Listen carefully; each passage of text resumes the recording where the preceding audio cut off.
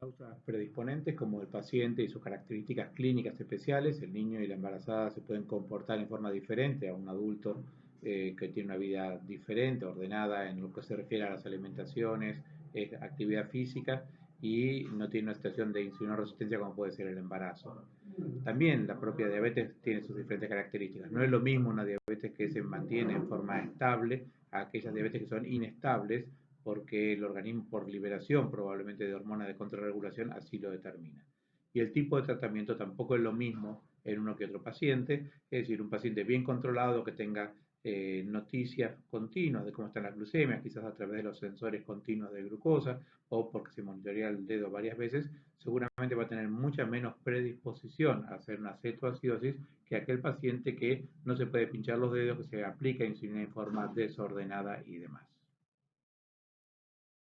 Las causas desencadenantes son aquellas situaciones que determinan aumento de la insulinoresistencia y como cualquier proceso infeccioso que pudiera tener el paciente, el déficit de insulina que puede ser real por no haberse aplicado insulina o parcial por esta cuestión de la insulinoresistencia que comunicábamos recién, o eventualmente las transgresiones alimentarias. Pero esto se daría principalmente en aquellas personas que no saben controlarlo, es decir, muchos pacientes muy educados se aplican insulina por lo que van a comer en ese momento. Y algunos que deciden comer quizás una torta, un helado y no se aplican insulina podrían favorecer la descompensación de la diabetes.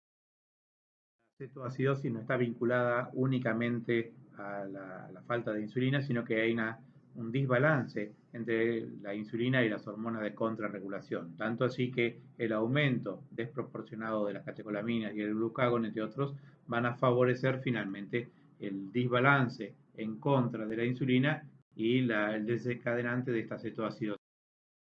Pero no todo es cetoacidosis. Existe también el síndrome hiperosmolar no cetósico, que es un cuadro severo en la mayoría de los casos, que se presenta principalmente en personas que tienen diabetes tipo 2, que se cursa principalmente con una gran deshidratación y la diferencia principal con la cetoacidosis es que las glucemias son más elevadas y normalmente la ausencia de acidosis y de cetosis en estos casos. Entonces, para diferenciar estas dos complicaciones hiperglucémicas, la cetoacidosis se caracteriza por hiperglucemia, por la acidosis, que lo dice su mismo nombre, y la presencia de los cuerpos cetónicos. Y el cuadro hipermolar, la severa hiperglucemia, podemos encontrar glucemia de 1500 muy fácilmente, la gran osmolaridad, la deshidratación, y los cuerpos cetónicos podrían eventualmente estar presentes, pero en cantidades inferiores a las que encontramos en personas con cetoacidosis. Eh, es una urgencia importante en ambos casos, principalmente por las características clínicas del cuadro hiperosmolar. En estos habitualmente tiende a ser más importante, con una mayor mortalidad. Y recuerden, está vinculado a déficit de insulina y aumento de las hormonas de contrarregulación. Si bien consideramos que la cetoacidosis se produce principalmente en personas que tienen diabetes tipo 1, que son los que están predispuestos, fíjense que en las estadísticas un tercio de los pacientes con diabetes tipo 2 también pueden presentar esta situación. De manera tal que no descartemos que un paciente con diabetes tipo 2 pueda eventualmente llegar a hacer este tipo de complicaciones.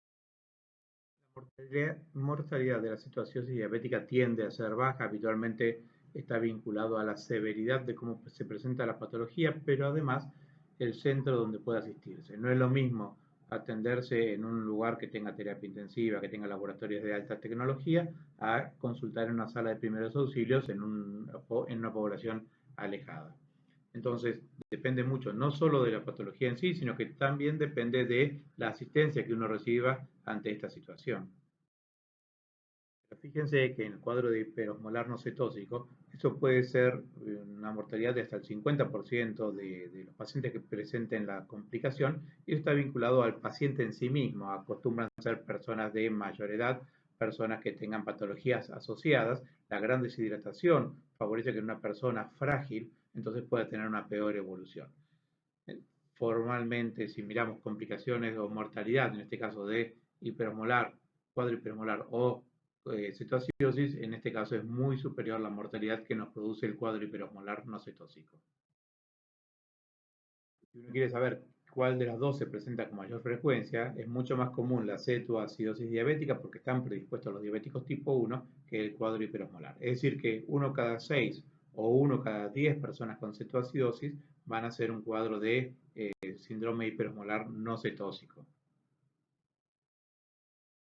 En este gráfico podemos ver claramente cómo el déficit absoluto relativo de insulina asociado al aumento de las hormonas de contrarregulación puede determinar esa cascada de fenómenos que termina finalmente en el cuadro hiperosmolar no cetósico o la cetoacidosis diabética. Aquí tenemos incluida entonces el aumento de la lipólisis, el aumento de la presencia de cuerpos cetónicos, el aumento de la eliminación de glucosa por orina, la deshidratación, todos fenómenos y mecanismos que van a determinar entonces en la complicación aguda de la diabetes. De las causas desencadenantes del cuadro hiperosmolar están claramente las patologías agudas, principalmente la infección sería una de ellas. Las patologías crónicas que requieren de tratamientos también, y esos tratamientos implican que en algunos casos aumente la resistencia a la insulina, los medicamentos que ya les voy a comentar, y los procedimientos terapéuticos, porque estos procedimientos favorecen entonces una mala conservación del líquido en el paciente, se podría deshidratar y eso favorecer la descompensación. En esta imagen los fármacos que les estoy citando dentro de este grupo, el que habitualmente nos trae mayor dolor de cabeza son los corticoides. Los corticoides claramente suben la glucemia, principalmente después de comer o en la parte vespertina del día. Pero hay diferentes mecanismos por el cual cada uno de estos puede estar determinando el aumento de la glucemia. Acá hay otro grupo de fármacos que también se utilizan y suben la glucosa. Los simpáticos miméticos en realidad se usan más en unidades de cuidados intensivos. La L-asparaginasa es para tumores blandos hematológicos. Los anticonceptivos podrían subirlo. Y el diazóxido es un antihipertensivo que lo usamos poco como antihipertensivo, pero sí lo usamos en aquellos casos en los cuales sospechamos hiperinsulinemia, principalmente por insulinoma, para frenar la secreción de insulina. Muy claro por qué se produce ese cuadro hiperosmolar y no se produce cetoacidosis. Hay diferentes hipótesis, por ejemplo, que haya una cantidad suficiente de insulina para frenar la lipólisis, pero no lo suficiente como para favorecer que se utilice por el músculo y tejido adiposo la glucosa.